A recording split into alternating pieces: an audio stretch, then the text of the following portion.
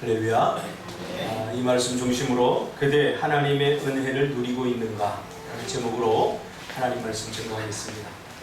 누리다 라고 하는 말은 몰입해서 즐기다, 그런 뜻이죠. 그러니까 하나님의 은혜를 몰입하여 즐기고 있는가, 그런 제목입니다. 오늘 본문이 일어난 장소는 여인의 뜰이라고 하는 곳에서 일어난 사건입니다. 이 여인의 뜰은 여자들만 들어갈 수 있는 전용 공간이라는 의미가 아니라, 이 여인의 뜰이라고 하는 것은 여자들이 성전 안에 들어갈 수 있는 마지막 마지노선이라는 뜻입니다. 그러니까 여자들은 여기까지밖에 갈 수 없어. 더 앞으로 안으로 들어가지 못해요. 그래서 여인들의 뜰이라는 그런 명칭이 불렀고요. 대부분의 사람들은 아침 저녁으로 번제를 드릴 때 이 여인의 뜰이라고 하는 곳에서 기도를 드렸어요. 많은 사람들이. 그래서 기도의 뜰이다, 이렇게 불리기도 합니다. 이 여인의 뜰은 좀 보여주면서 하면 좋을 것 같은데, 이렇게 약간 정사각형 모양을 갖고 있고요. 그리고 그 중앙을 보통 여인의 뜰이다, 이렇게 이야기합니다. 그리고 이 동남쪽이죠. 그러니까 이쪽에, 동남쪽에 나무의 방이라는 곳이 있습니다. 왜냐하면 제사를 드릴 때 나무를 떼야 되기 때문에 나무를 보관하는 그런 장소였고요. 그 다음에 그 밑에 쪽, 동남쪽 밑에 동북쪽에, 동북쪽, 동남쪽 이렇게 되죠. 동북쪽에는 나무의 방이 있었고, 동남쪽에는 나시린의 방이 있었고요. 이쪽에는 문둥병자의 방이 있었고, 그 다음에 이쪽에는 포도주와 기름을 보관하는 방이 이렇게 있었습니다. 그러니까 우리가 딱 들어도 이 여인의 뜰이라는 것이 뭐 그렇게 거룩하고 그렇게 뭐 대단한 곳은 아니다, 그렇게 생각이 되죠. 창고들이 있었던, 예를 들면 그런 중앙에 여인의 뜰이 있었다, 이렇게 우리가 생각하면 될 것 같습니다. 그곳에서 어떤 사건이 일어났냐, 예수님께서 헌금하는 모습들, 헌금하는 사람들이 어떻게 헌금을 드릴까, 이 모습이 보고 싶으셨던 거죠. 그래서 예수님은 그 헌금하는 모습을 지금 보게 됩니다. 근데 예수님이 정말로 보고 싶었던 것은 도대체 이 사람들이 헌금을 얼마나 낼까, 여기에 관심이 있었던 것은 아닙니다. 이것은 지역적인 문제고요. 그 헌금하는 모습을 통해서 예수님이 보고 싶었던 부분들이 있어요. 그러니까 오늘 본문의 핵심은 헌금이 아니에요. 많은 목사님들이 그 헌금에 대한 설교를 할 때 이 본문을 택해서 뭐라고 설교합니까? 저도 지겹도록 들었어요. 이 본문을 가지고. 이 과부, 이 여인은 두 랩돈 중에 2개를 드렸는데, 한 보드란트를 드렸는데 이 여인이 가지고 있었던 전부였다. 근데 부자들은 이 여인보다 훨씬 많이 드렸지만, 그러나 전부를 드리진 않았다. 전부를 드리는 것이 중요하다. 뭐 이런 설교를 저는 들었어요. 굉장히 마음이 좀 불편했어요. 이런 설교를 들으면서. 전부를 드리고 싶지 않은 사람이 어디 있겠습니까? 그러나 현실적으로 전부를 드릴 수 없는 상황에 직면해 있는 우리는 이 설교를 들으면 빨리 설교 시간이 지났으면 좋을 것 같고, 뭔가 전부를 드리지 못하는 우리 자신들을 보면서 굉장히 초라해 보이고, 그래서 빨리 이 시간이 지났으면 좋겠다. 별로 은혜를 받았다라는 기억이 별로 없었던, 뭐 있는 사람이나 없는 사람이나 다 똑같아요. 헌금에 대한 우리의 모습을 보면 다 부담스럽죠. 그래서 전부를 드리지 못하는 우리의 모습을 보면서 늘 이 설교 시간이 은혜가 되지 못했던 그런 기억이 납니다. 그래서 저도 목회를 하고 한 번도 이 본문을 가지고 설교한 적이 없습니다. 왜냐면 그때가 아련한 아픔, 뭔가 표현할 수 없는 그런 것들이 있었기 때문에 이 본문을 가지고 설교한 적이 단 한 번도 없는데, 이번 주에 제가 복음서를 읽었어요. 성경 복음서를 읽으면서 특히 마가복음을 읽으면서 많이 은혜가 되더라고요. 오늘 이 마가복음을 읽다가 이 본문에 제가 딱 눈이 멈추게 된 거예요. 이게 정말 헌금에 대한 이야기인가? 자세히 읽기를 해보니까 예수님이 정말로 하고 싶었던 이야기는 헌금이 아닙니다. 왜냐하면 12장 전체의 문맥이 헌금 이야기를 하고 있는 게 아니거든요. 12장 전체가 전체의 주제는 따로 있어요. 그런데 그 주제를 드러내게 하기 위해서 오늘 이 헌금에 대한 이야기를 하고 있는 거예요. 그러니까 오늘 본문은 헌금이 본질이 아니에요. 그러면 12장 전체가 드러내고 싶은 중심 주제가 무엇인가? 그러니까 12장 전체의 말씀을 통해서 하나님이 우리에게 하고 싶은 이야기가 뭔가? 그게 헌금을 전부 다 드리는 그 얘기를 하고 싶은 게 아니에요. 그것은 중심 주제를 더 보충 설명하기 위해서 자그마하게 나온 하나의 단락이 불과하죠. 그러면 12장 전체의 중심 주제가 뭘까요? 하나님의 백성들이 하나님을 어떻게 대하고 있는지, 하나님의 백성들이 하나님에 대해서 기본적으로 어떤 마음의 자세와 태도를 가지고 살아가는지, 이것이 중심 주제예요. 예수님 바로 그것이 궁금했던 거죠. 그래서 헌금을 통해서 저 사람은 도대체 하나님에 대해서 어떻게 생각하고 있지? 하나님에 대해서 가져야 될 기본적인 마음의 자세와 태도가 어떤 것인지 예수님은 그것을 보고 싶었던 거죠. 예를 들면 이런 거예요. 누가 나에게 선물을 하면 그 선물의 크고 작고 뭐 비싸고 싸고 이것을 떠나서 정말 싸놓은 아주 가치 없는 것을 받았다고 할지라도 마음이 감동되는 선물이 있지 않습니까? 그 사람의 마음이 느껴지는 선물이 분명히 있어요. 그런데 어떤 사람이 아주 비싼 걸 받아도 별로 감동이 되지 않는 그런 선물이 있어요.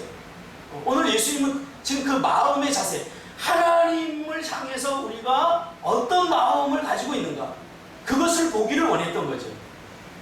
그래서 12장은 그것을 중심으로 이끌어가고 있죠. 오늘 포도원 농부 이야기가 처음에 12장에 나오죠. 포도원을 빌려주고 소출을 받으려고 보낸 종을 죽여버리는 아주 폐역한 소작인들의 포도원 주인을 향한 마음의 자세를 성경에서는 그대로 폭로하고 있죠. 여러분 생각해 보세요. 당시에 소작인이라고 하는 것은 살 길이 막막한 사람들이에요. 자기 땅 하나 가지고 있지 않았던 사람들이에요. 그 사람들에게 이 포도원 주인이 포도원을 맡기면서 농사를 져라, 이구에서 먹고 살아라, 그리고 그 중에 일부만 나에게 좀 줘라, 이렇게 은혜를 베푼 거예요. 그런데 이 소작인들이 그 최소한의 감사의 표시를 하지 못하고 어떻게 합니까? 종들이 오니까 죽여버립니다. 그걸 주고 싶지 않은 거죠. 죽여버립니다. 이것을 통해서 주인을 이 소작인들이 어떻게 생각하는 거예요?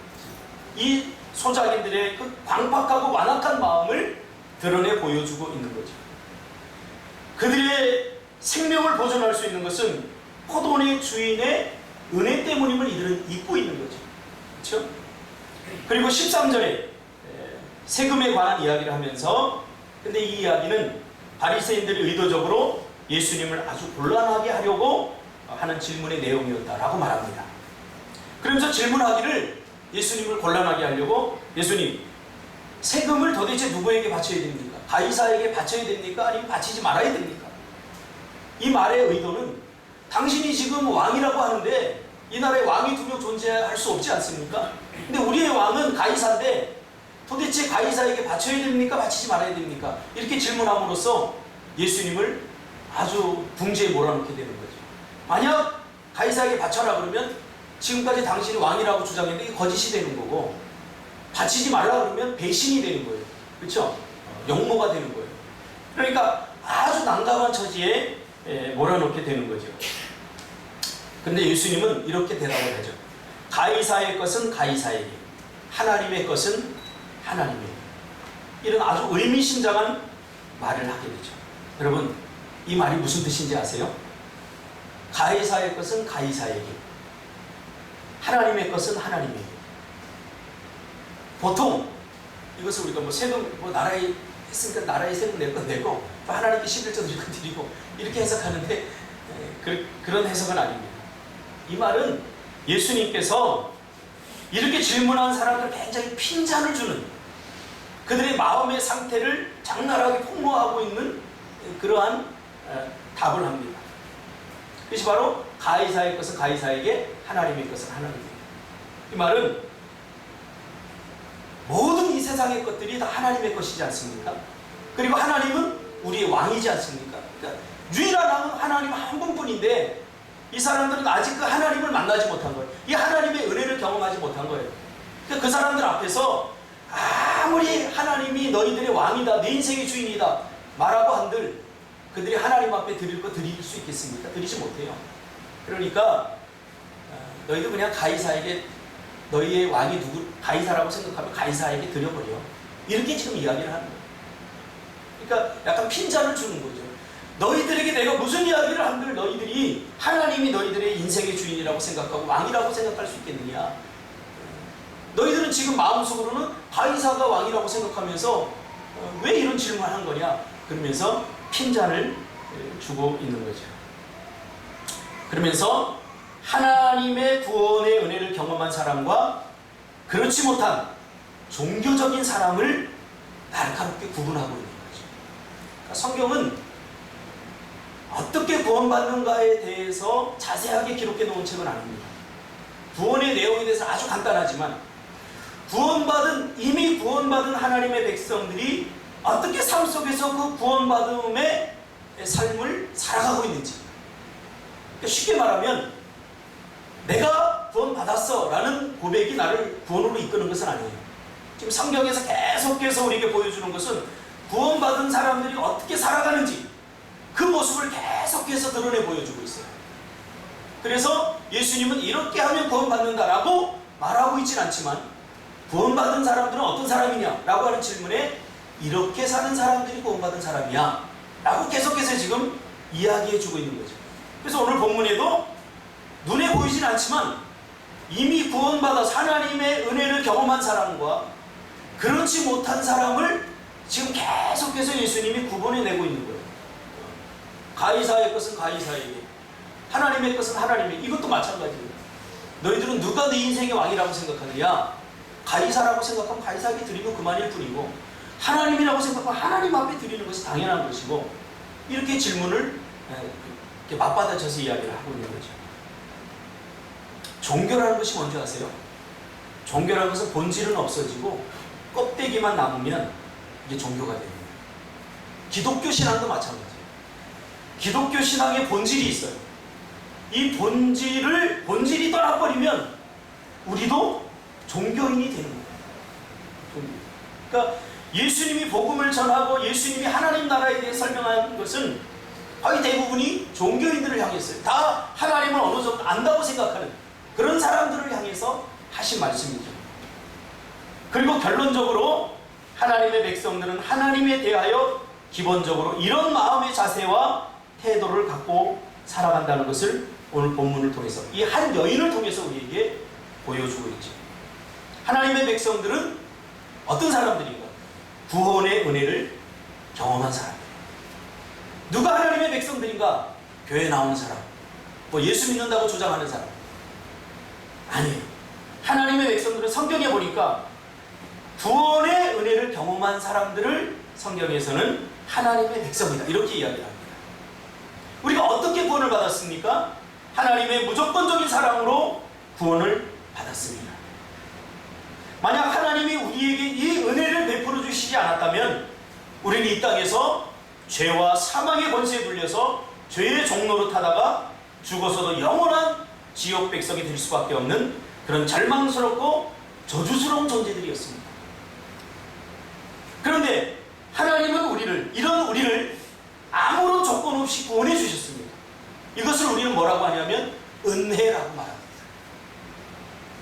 제가 늘 강조하듯이 은혜라고 하는 것은 받을 자격이 없는 자에게 거저 주시는 하나님의 거부할 수 없는 무조건적인 사랑입니다. 저는 이 말을 할 때마다 너무 감동이 돼요. 너무 감동이 돼요. 내가 하나님의 은혜를 받을 만한 자격이 전혀 없는데 하나님은 왜 나 같은 사람을 사랑했다는 거예요. 사랑했다는 거예요. 여러분 이 감격이 회복되기를 바랍니다. 여기 가만히 묵상해 보세요. 이게 대단한 은혜예요. 하나님의 구원받은 백성은 하나님과의 모든 관계에 있어서, 모든 상황에 있어서 기본적으로 이 은혜 입은 자의 마음을 가지고 살아가는 사람들이죠. 하나님과 우리의 관계에 있어서 우리는 하나님에 대해서 야 나는 하나님의 은혜를 받은 사람이야. 보통 이런 마음을 가지고 살아가는 사람을 구원받은 백성, 하나님의 백성이라고 말한다는 거예요. 그러므로 구원받았다고 하는 것은 하나님의 은혜를 맛보았다라고 하는 말입니다. 그래서 시편 34편 8절에 여호와의 선하심을 맛보아할지어다 라고 고백하고 있습니다. 맛보다, 이 말은 경험하다, 이런 말입니다. 그러니까 욥은 이것을 귀로 듣다, 귀로 듣던 것을 눈으로 보았다라고 표현하죠. 이 눈으로 보았다고 하는 것은 경험하였다, 이런 말입니다. 여러분, 내가 직접 맛본 것과 다른 사람을 통해서 들어서 간접 체험한 것은 느낌 자체가 달라요.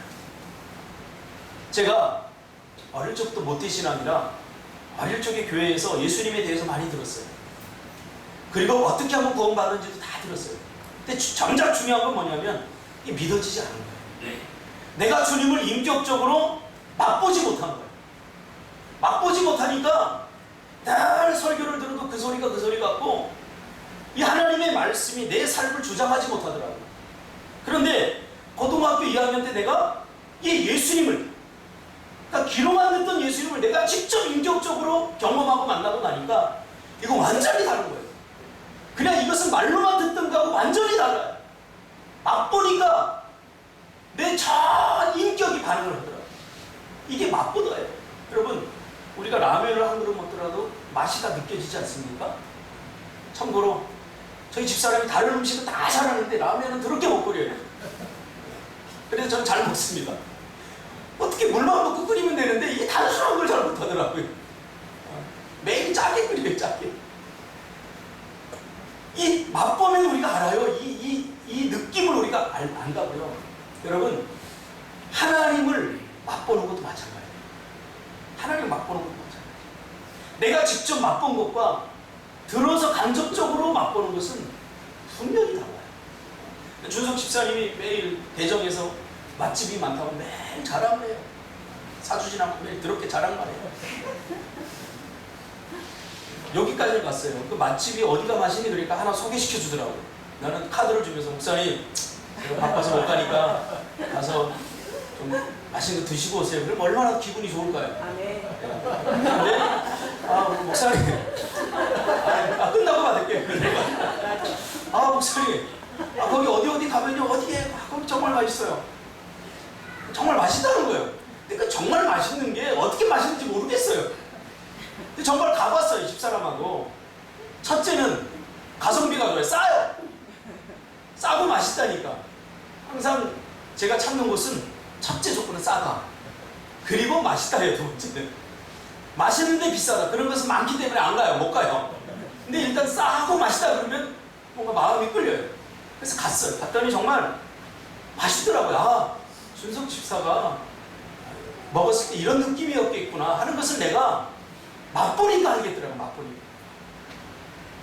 하나님을 맛보는 것, 하나님을 경험한 것도 마찬가지예요. 인생의 매 순간마다 우리는 이 마음을 가지고 살 때 하나님의 은혜가 누려지는 것이에요. 내가 억지로 누리는 거 아닙니다. 구원의 은혜는. 그냥 누려지는 거죠. 어떨 때 이 은혜를, 내가 맛본 은혜를 내가 가지고 살아갈 때, 이 은혜의식이 하나님과 우리의 관계의 기초고 중심이고 모든 것이고 전부입니다. 하나님은 받을 자격이 없는 자에게 무조건적으로 용서하시고 일방적으로 사랑해 주신 분이시며 나는 이유도 없이 이 사랑을 받게 된 것입니다. 제가 예수를 만나기 전에 만약에 이런 설교의 표현을 들으면 그렇구나 그러고 끄덕였을 텐데, 받을 자격이 없는 이 말이 나오면 저는 너무 감사해요. 받을 자격이 없어요. 저는 저를 너무 잘 알거든요. 내가 하나님의 은혜를 받기 너무 가보네요. 요즘도 가끔 느껴요. 내가 이렇게 살아도 되나? 내가 하나님 앞에 이렇게 최선을 다하지 않고 사는데 하나님은 나에게 이렇게 큰 은혜와 복을 주시는데 내가 정말 이렇게 살아도 되나? 그만큼 너무 감사해요. 하나님이 일방적으로 용서해주고 사랑해 주셨다. 너무너무 저는 깨달아지고 느껴지고 너무너무 감사해요. 그런데 예수님을 인격적으로 만나기 전에, 맛보기 전에는 이런 말들이 그냥 스쳐 지나갔어요.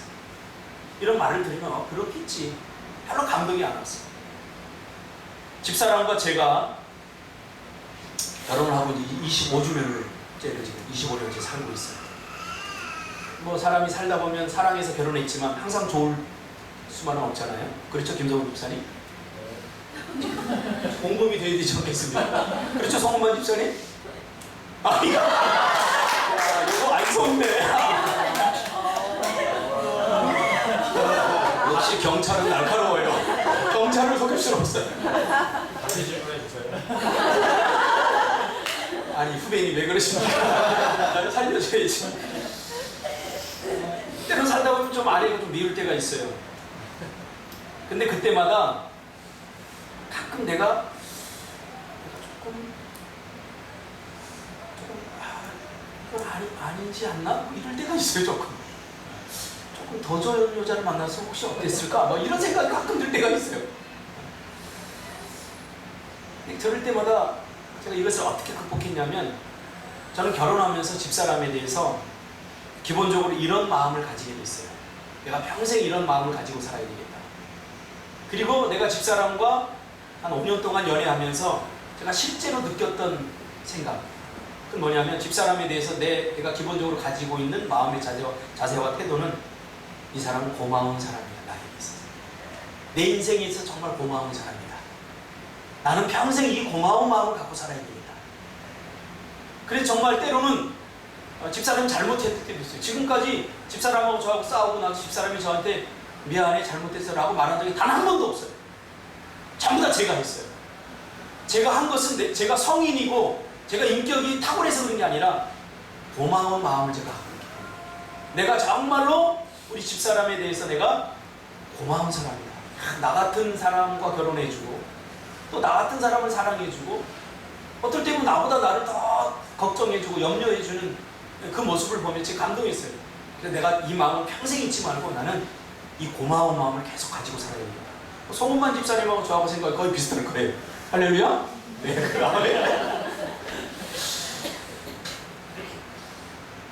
그래서 때로는 조금 힘들고 어려운 순간이 왔을 때 그 미움과 서러움과 아쉬움을, 이 사람은 정말 고마운 사람이지 라고 하는 내 마음의 자세와 태도가 그 모든 것들을 잊게 만들고 훌훌 털어버리게 만들었어요.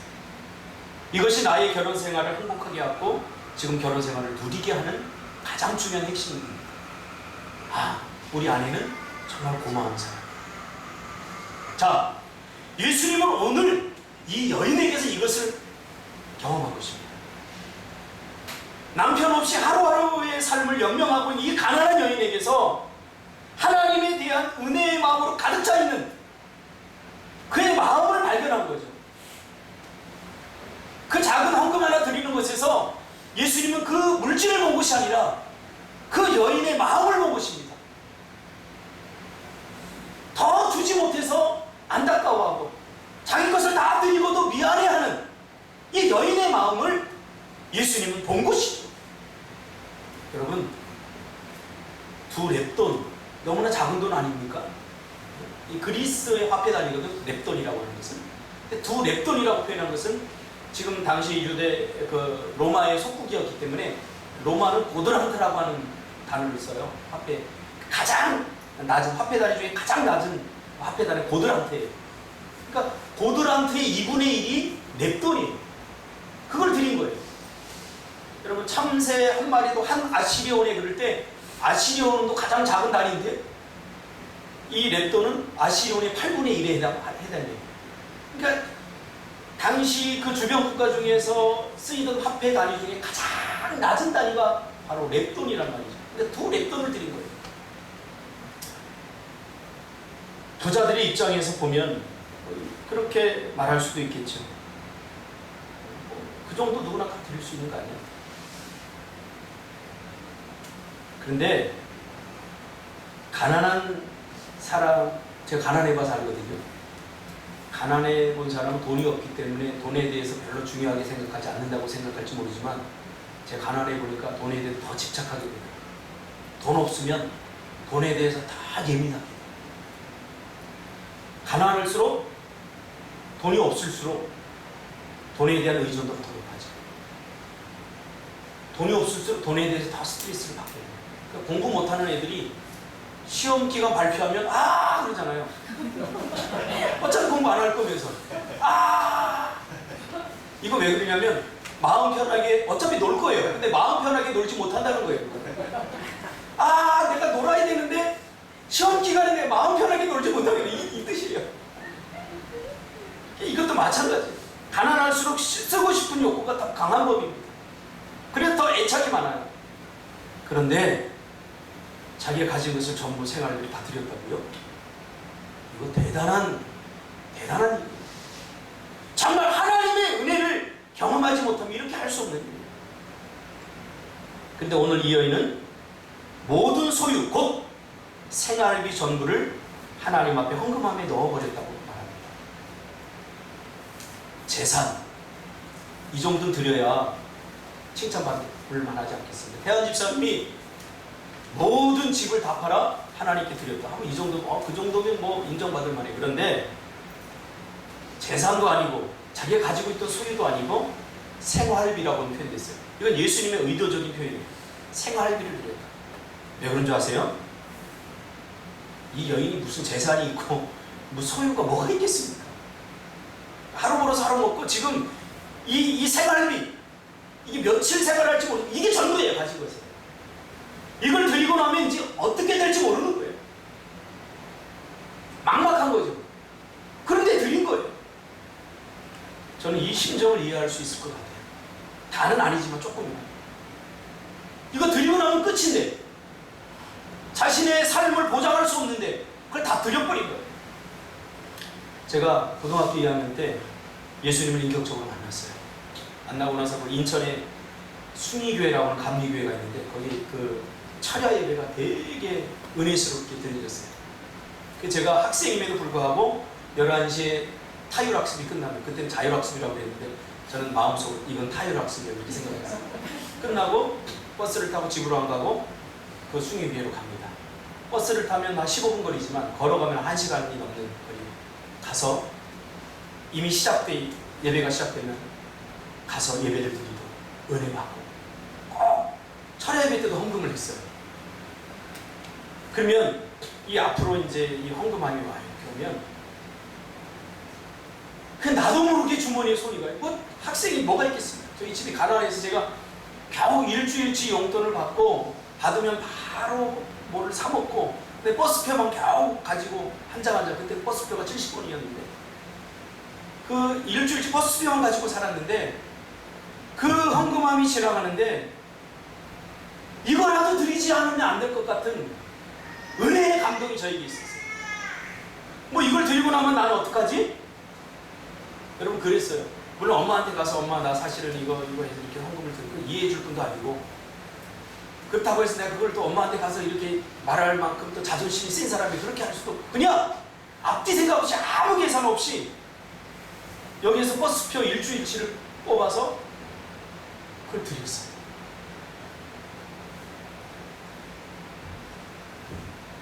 그래서 그냥 물질을 드린 것이 아니라 하나님의 은혜에 대한 내 신앙의 고백이었어요. 그냥 다 내 인생을 다 드리고 싶지만 드리고 싶은 것이 정말 이것밖에 없었어요, 저한테. 그래서 그것을 다 드렸어요. 드리면서도 덜 드리지 못해 정말 미안해하는 마음을 가지고 하나님 앞에 예배를 드렸어요. 그것이 그때의 하나님을 향한 저의 마음의 자세와 태도였어요. 다 더 드리고 싶어요. 준석 집사가 하나님 나에게 복을 주시고 내가 돈을 많이 벌면 교회 짓겠습니다. 그러니 나에게 복을 주세요 라고 말하는 것은 거짓 기도입니다. 저 친구는 절대로 그렇게 돈이 생겨도 절대로 헌금 안 할 사람입니다. 할렐루야. 가져가야 알아요. 그때 제 심정은 정말 다 드리고 싶었어요. 그리고 이제 버스표가 없으니까 어떻게 해요? 걸어 다니는 게 제일 중요해요. 그냥 간단하더라고요. 걸어 다니면 되죠. 그때 2시간 거리였는데 동암에서 지사에 아시죠? 동암에서 동사무동까지 가면 2시간 거리인데 걸어갈 생각을 하는 거예요. 근데 아무 걱정이 안 돼요. 새벽 철야를 하고 새벽까지 기도하고 걸어서 학교를 1시간 거리를 가는데 아직도 그 새벽 공기의 신선함, 그때 주님이 저에게 들려주셨던 그 마음들, 그때 주셨던 비전과 축복들, 아직도 가슴에, 그때만 생각하고 가슴이 두근거려요. 이것은 분명히 은혜 누림이었어요. 은혜 누림. 지금도 힘들고 어려울 때면, 그때를 기억하면 힘들고 어려운 것들이 깔끔하게 다 사라져버려요. 그때의 그 상쾌한 마음들, 그때 하나님이 나에게 주신 그 깔끔한 비전들, 이런 것들이 혼란스러운 내 삶을 다 정리해버려요.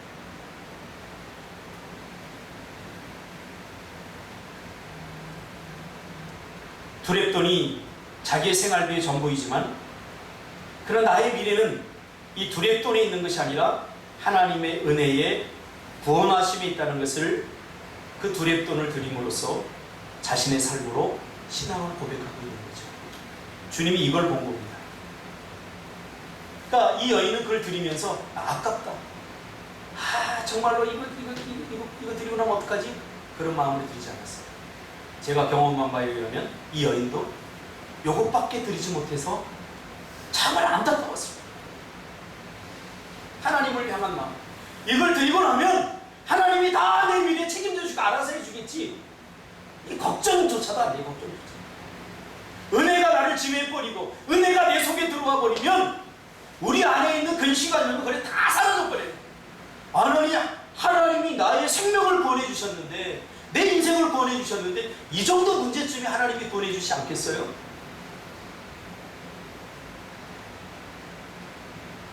그래서 이 여인은 그걸 드리면서 걱정하거나 염려하거나 드리고 난 이후의 삶에 대해서 염려하지 않아요.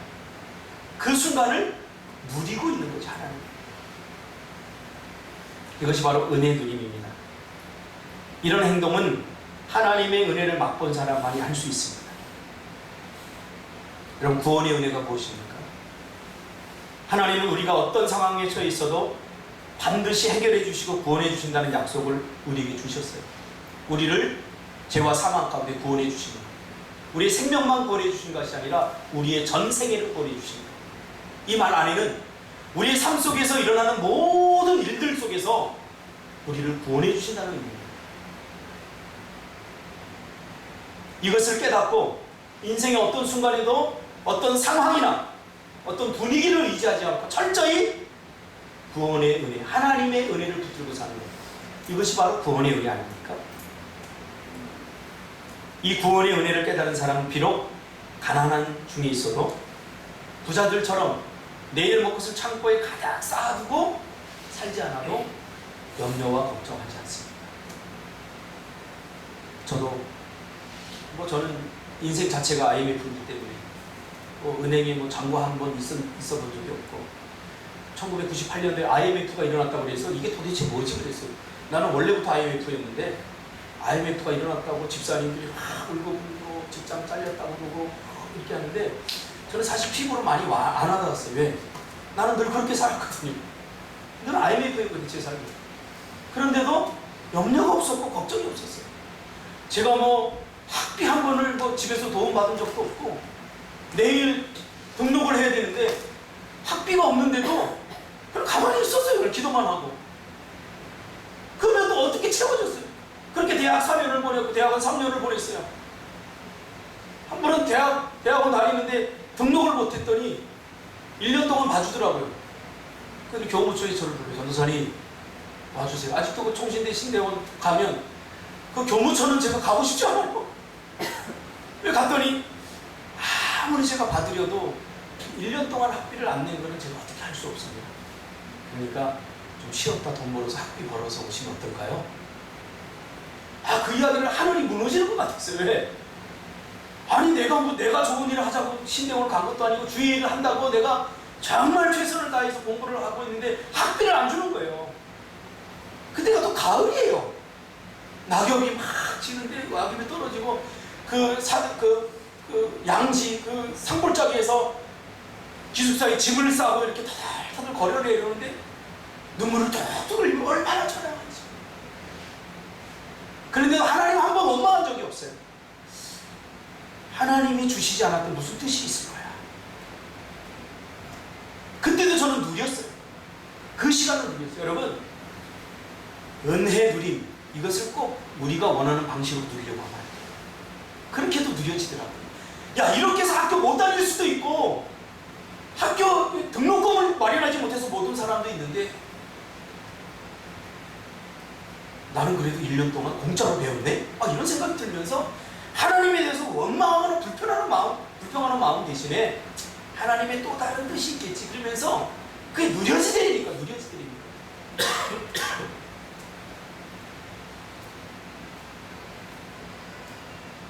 이것이 바로 은혜의 누림입니다. 여러분, 구원의 은혜를 누리고 있습니까? 부자들은 이 여인보다 더 많이 드렸지만 그러나 기본적으로 이미 자기의 창고에 가득 쌓아놓은 상태라고 오늘 본문은 말해주고 있어요. 풍족한 중에 드렸다. 이게 그 말이에요. 부자들은 풍족한 중에 드렸다. 그럼 예수님이 그걸 어떻게 알았죠? 이 여인이 가난한 과부고 또 얼마를 헌금하였고 이걸 어떻게 알았느냐? 제가 배경사를 조사해 보니까 레위인들이 이걸 기록했더라고요. 헌금을 드릴 때 레위인들이 이 사람 직업이 뭐고 뭐 하는 사람이 가족의 숫자는 몇이고 이렇게 다 적었더라고요. 또 헌금을 얼마 했고 그걸 적었더라고요. 이걸 뭐 드러내기 위해서 적은 건 아니고 투명성을 갖게 하기 위해서, 투명성을 보장하기 위해서 이걸 다 적었더라고요. 풍족한 중에 드렸다. 이 말은 가장 어울리는 말은 뭐냐면 적당히 드렸다 그 말이에요. 적당히. 손해보지 않을 만큼 계산해보고 이번 달에는 뭐 이렇게 좀 우리가 좀 괜찮을 것 같다. 근데 드릴 수 있는 만큼 드렸다. 적당히 드렸다 그 말이에요. 근데 은혜 받으면 사실 적당히가 안 돼요. 저도 절제를 많이 해봤어요. 저도 은혜 받고 나서 교회에서 뭐 하세요 그러면 다 손들었어요. 성가대에서 성가대 다 손들고 뭐 그래 교회에서 제일 바쁜 게 나아요. 나중에 후회가 돼요. 이게 너무 많은 거 아닌가?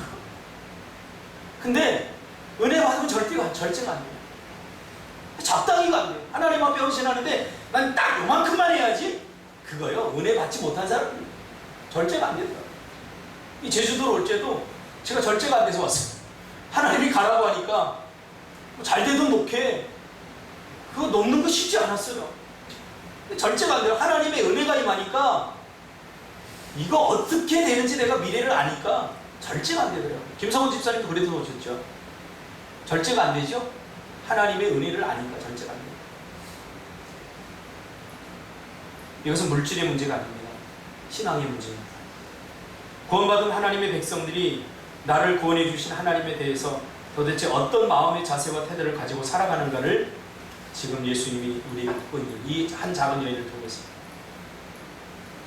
신앙도 중요하지만 그래도 먹고 살 일은 내가 걱정하고 준비해야지. 하나님이 걱정 안 해주는 것 같은 현실을 우리가 자주 경험하게 됩니다.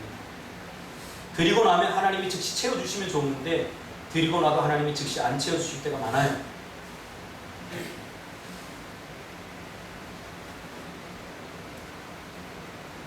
내 것 다 드려서 먹고 살 길이 막막하지만 그러나 하나님이 구원의 손길을 베풀어 주실 것이다 라고 하는 믿음이 없기에 우리가 구원의 은혜를 누리지 못합니다. 구원해 주셨다 이 말은 하나님이 우리의 모든 것을 다 책임져 주신다는 말이에요. 여러분 믿습니까? 말로만 믿어서는 안 돼요. 이 믿는다는 것은 삶으로 드러나야 돼요. 그래야 진짜 믿습니다. 이 여인은 이미 하나님의 은혜만으로 충분하다고 깨닫고 믿고 있는 거예요. 비록 이 가진 두 랩돈이 자신의 전부이지만 그러나 이것이 내 미래를 보장하는 것이 아니라 하나님이 내 인생을 책임져 준다는 것을 이미 안 거죠. 이거 필요치 않아요. 필요 없어서 필요치 않은 게 아니라 하나님이 자기 인생을 책임져 주십니다. 이 세상 모든 것이 하나님으로부터 온다는 것을 깨닫고 믿기에 그렇게 행동할 수 있었던 거죠. 이것이 바로 구원론적 은혜를 경험한 사람들이 하나님께 대해서 가져야 될 기본적인 마음의 자세와 태도입니다. 하나님에 대해서 여러분 기본적으로 어떤 마음을 갖고 있습니까? 만약 그렇지 않다면 이 여인이 자신의 전부를 드리는 것은 불가능했던 것입니다. 지금 이 세대는 이 은혜를 잃어버린 것 같아요. 자꾸 잃어버리고 있는 것 같아요. 자꾸 계산하고 따지고 이것을 자꾸 계산하고 따진다는 것은 은혜가 나를 지배하지 못한다는 거예요. 은혜로 살지 않는다. 하나님의 은혜만으로는 안 된다고 생각하면 자꾸 자기 대안을 준비하게 되게 됩니다. 이것을 우리는 자의적 믿음이라고 합니다. 성경적 믿음이 아니에요. 자의적 믿음. 자기 대안으로 하나님의 은혜를 대처하려고 자꾸 하는 거죠. 프린스턴 대학의 종구연구소의 조사에 의하면 미국인의 80%가 나는 그리스도인이라 라고 고백했다고 합니다. 구원의 확신이 있는 사람, 이 중에 구원의 확신이 있는 사람 무려 60%라고 합니다. 제가 생각하는 것보다 꽤 많은 수치가 나왔어요. 그런데 그러면 당신은 성경대로 사는, 성경에서 말하는 당신은 예수님의 제자입니까? 성경대로 살고 있습니까? 라고 대답한 사람은 구원의 확신이 있다고 말한 사람 중에 4분의 1인 16%만 나는 구원의 확신이 있지만 성경대로 삽니다 라고 16%만 말했다. 이 16%만이 자신을 성경대로 사는 헌신적인 그리스도인입니다 라고 고백했다는 거죠. 자, 그러면 우리 여기서 한번 이런 생각을 해볼 필요가 있어요. 그렇다면 말씀대로 살지 않고 말씀대로 헌신하지 않는 그리스도인도 은혜를 경험한 구원받은 하나님의 백성이라고 볼 수 있을까요? 이렇게 우리 자신에게 한번 질문해 볼 필요가 있어요. 왜 그러냐면 미국의 아주 대표적인 리서치 중에 하나가 US 뉴스 앤 월드라고 하는 리서치 기관이 있는데 여기에서 조사를 했어요. 유명 인사 중에 누가 과연 천국에 갈 수 있을까? 미국의 유명한 사람들, 전 세계 유명한 사람들 중에서 누가 천국에 갈 수 있을까 해서 순위를 먹였어요. 1위가 누군지 아세요? 테레사 수녀. 미국의 모든 사람들이 테레사 수녀가 천국 간다면 1순위로 가겠다라고 말한 사람은 79%가 이렇게 말했어요. 2위는 오프라 윈프리. 좋은 일 많이 하지 않습니까? 오프라 윈프리가 2위로 천국 갈 것이다. 3위는 농구선수 마이클 조던. 천국 갈 것이다. 그런데 놀라운 것은 87%로 테레사 수녀를 앞선 사람이 있어요. 이게 누구냐면 질문을 받은 자기 자신을 1위로 꼽았어. 누가 천국에 갈 수 있느냐 말하면서 나는 반드시 천국에 갈 수 있다 라고 꼽은 사람이 87%야. 바람을 당신 천국 가고 싶으니까 바람을 리서치한 게 아니라 천국에 갈 수 있는 사람이 누군가. 적어도 자기 자신이 천국에 갈 수 있는 가능성이 더 높다고 사람들은 생각하고 있는 거죠. 아마 여기 있는 여러분들도 아마 단 한 사람도 천국에 갈 수 없다라는 생각을 하는 사람 단 한 사람도 없을 거예요. 제가 괜히 여러분들 들쑤시는 거 아닙니다. 우리가 한번 생각해 보자는 거예요. 왜냐하면 이게 예수님이 했던 방법이에요.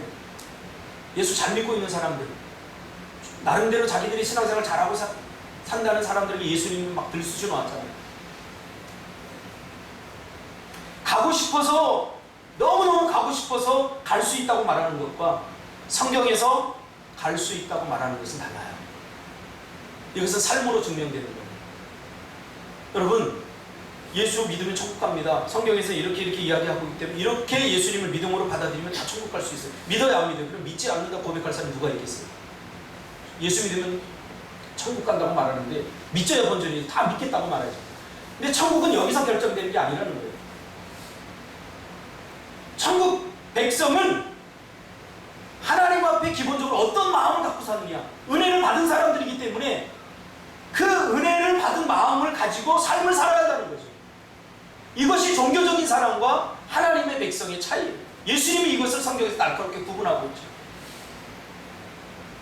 성경은 구원론적 은혜를 경험한 사람들이 이 은혜를 누리고 있는 모습들을 너무 많은 곳에서 소개해주고 있어요. 빌립보서 4장 4절에 보니까 사도 바울이 복음을 전하다가 빌립보 감옥에 갇히게 되죠. 제가 빌립보 감옥이라고 추정되는 곳을 가봤는데 이건 감옥이 아니라 그냥 캄캄한 불이에요. 요리 들고 조리 들고 폐쇄공포증 있는 사람들은 들어가다 죽을 것 같아요. 요리요리 막 해서 뭐 지하로 들어가가지고 빛 하나 들지 않는 캄캄한 방. 그곳에 착고를 차고 갇히게 된 거죠. 뭐 하다가? 복음을 전하다가. 그런데 그 갇히게 되면 보통 우리는 구원의 감격과 기쁨을 잃어버려요. 하나님의 은혜를 누리지 못해요. 왜? 불평이 나오죠. 좋은 일 하다가 하나님 좋은 일 했는데 왜 나를 이렇게 험하게 다루세요? 그러면서 불평하고 원망하지 그 순간을 누리지 못한다고. 근데 성경에 보니까 정말 구원의 은혜를 경험한 사람들은 그 가운데에서도 그걸 누리더라고요. 사도 바울 보세요. 거기서 빌립보 교회 성도들에게 편지를 썼어요. 편지의 핵심 내용이 뭔지 아세요? 주 안에서 항상 기뻐하라. 내가 다시 말하노니 기뻐하라. 지금 사도 바울은 은혜를 누리고 있는 거예요. 비록 복음을 전하다 감옥에 갇혀 햇볕 하나 들지 않는 캄캄한 감옥에 착고 갇혀진 상태로 언제 죽을지 모르는 자신의 그런 처지에 떨어졌지만 자신의 생명은 하나님의 손에 달려있음을 알기에 죽어도 하나님의 뜻이고 살아도 하나님의 뜻이 있다. 그래서 그런 상황에 흔들리지 않고 그 상황을 누리고 있는 거죠. 그러니까 사도 바울이 기뻐하라. 항상 기뻐하라. 내가 다시 말하노니 기뻐하라. 라고 한 것은 그냥 좋은 의미에서 하는 말이 아니라 자기의 신앙의 고백을 그대로 해요. 사도 바울은 그 안에 들어가서도 기뻤어요. 아무리 생각해도 기뻤어요.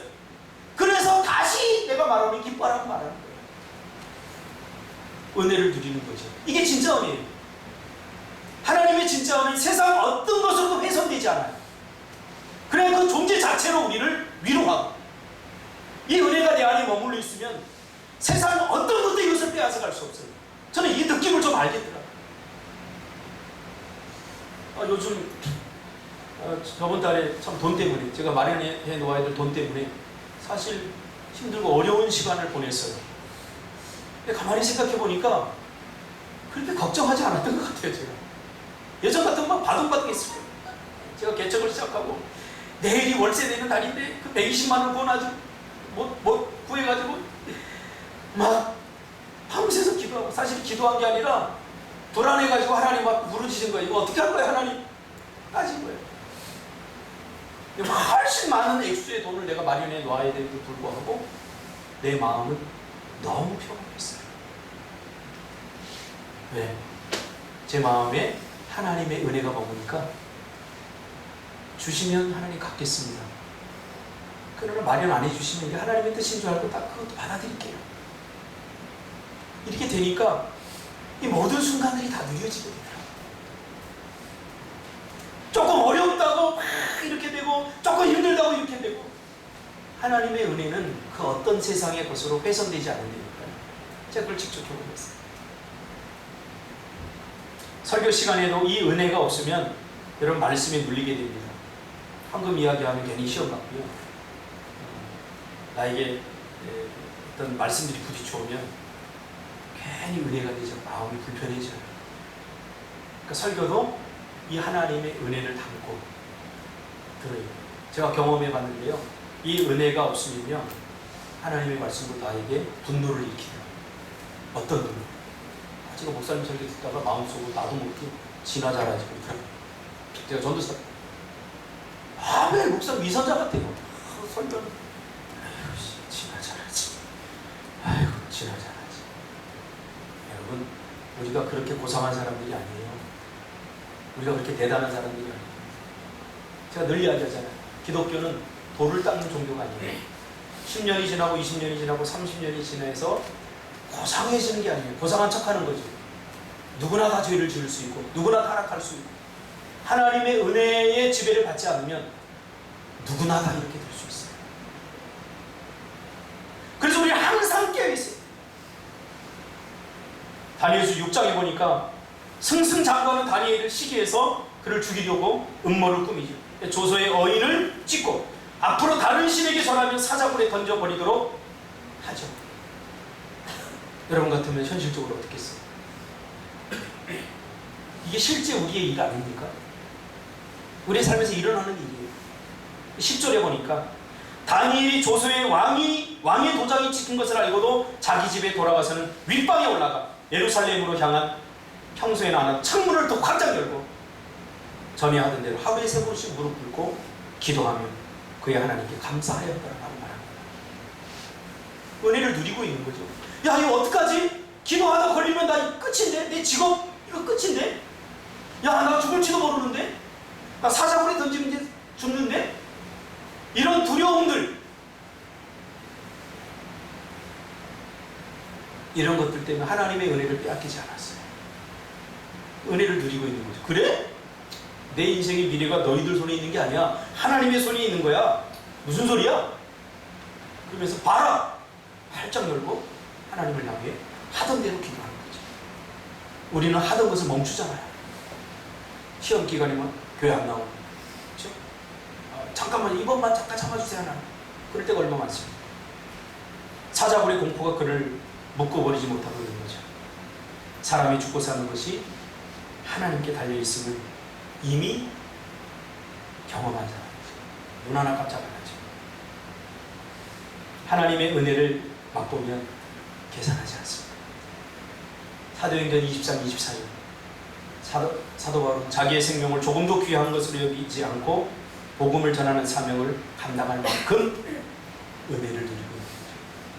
사도 바울이 복음을 전한다고 했는데 사실은 복음 전한 게 아니에요.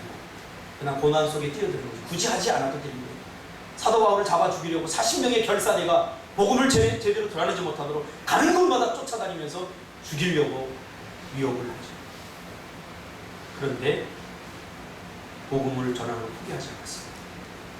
저는 이거 다른 걸로 설명할 수가 없어요. 그가 하나님의 진짜 은혜를 경험했기 때문에 이게 가능해요. 저는 가끔 은혜 받지 못했을 때, 하나님을 만나지 못했을 때 교회 다니는 사람들, 이런 간증하고 있는 사람들 굉장히 가당치 않게 보였어요. 뻥치고 있는, 거짓말하고 있는. 그런데 주님을 만나고 나니까 그게 느껴져요. 이런 이야기를 들으면 그냥 가만히 들을 수 없어요. 어제도 잠이 안 와요. 요새 지금 갱년기거든요. 사춘기를 이기는 게 갱년기예요. 발바닥이 뜨겁고 잠이 안 와요. 요즘 제가 좀 예민하게 굴면 그러려니 하시기 바랍니다. 그래서 어제 이렇게 설교를 듣는데 요즘은요 그냥 아무 목사님 설교를 다 은혜가 되는 거예요.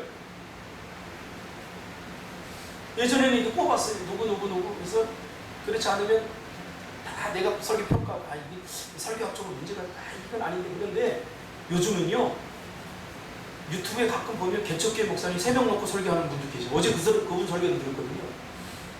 이거 설교를 하는 건지 글을 읽는 건지 잘 모르겠어요.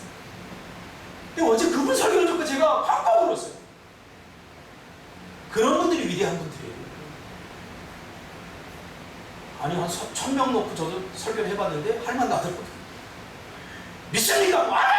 근데 막 그냥 더 해야 될 것 같고 여기서 에너지가 막 폭발해요. 3명 놓고 할머니 보니까 그 유튜브로 찍는데도 할머니 2분은 졸고 계셔요. 무슨 설교의 맛이 나겠습니까? 이런데도 설교하더라고요. 진짜 은혜 받지 않고 이런 일이 일어날 수가 없어요. 사도 바울은 알 수 없는 질병으로 고통당하면서 주님께 고쳐달라고, 고침을 받는 것이 은혜라고 생각했던 적이 있죠. 근데 주님이 뭐라고 그럽니까? 내 은혜가 내게 족하다. 자, 이 말을 여러분 묵상해보면 굉장히 은혜가 됩니다. 내 은혜가 내게 족하다. 내가 지금 그 고통을 받고 있는 것, 혹은 간질이라고 하고 혹은 안질이라고 하는데, 저는 간질이 어떤가, 제가 학교에 가서 성경을 연구하면서 이건 안질이라고는 말할 수 없겠다, 그런 생각이 들더라고요. 간질일 수도 있겠다. 안질이 뭐 이렇게 여러 가지 성경적 정황으로 가서 사도 바울이 눈이 나빴다고 하는데, 눈이 나빴던 건 맞아요. 근데 눈이 나쁜 게 이렇게까지 고통이었을까? 이렇게 고통을 호소하면 혹시 간질이 아닐까, 그런 생각이 더 많이 들어요. 제 생각이죠. 굉장히. 간질은 뭐죠? 여러분 예수만 있구나 하고 쓰시는 거예요. 거품 물고 쓰러지는 거예요. 저도 제가 가르쳤던 애 중에 몇 명이 간질 애들이 있었어요. 갑자기 설교하는 뒤에서 거품 물고 쓰러져요. 참 곤란하더라고요. 아무튼 이 고통, 얼마나 고통스러우면 제발 하나님 나 이 은혜를 베풀어서 이 병을 고쳐주세요 그랬어요. 그때 은혜를 베풀어서 병을 고쳐달라고 사도 바울은 말했어요. 그런데 하나님이 내린 결론은 뭡니까? 이것도 은혜다라는 거예요. 여러분이 생각하는 은혜는 도대체 뭐죠? 편안하고 안락한 삶. 모든 것이 다 갖추어져 있는 삶. 내가 원하는 대로 되어지는 삶. 이게 은혜인가요? 아직 우리가 미숙한 거예요. 사도 바울은 그 고통을 그대로 받아들이고 그 가운데서도 하나님에 대해서 원망하지 않고 불평하지 않고 어떻게 해요? 은혜를 누리고 있죠. 몰입해서 즐기고 있죠. 내 이 고통을 통해서 내게 유익이 된다면 이게 얼마나 좋은 일이에요. 이 수준에까지 간 거예요. 그렇죠. 여러분이 생각하는 은혜는 무엇이죠? 기도하겠습니다. 하나님 고맙습니다.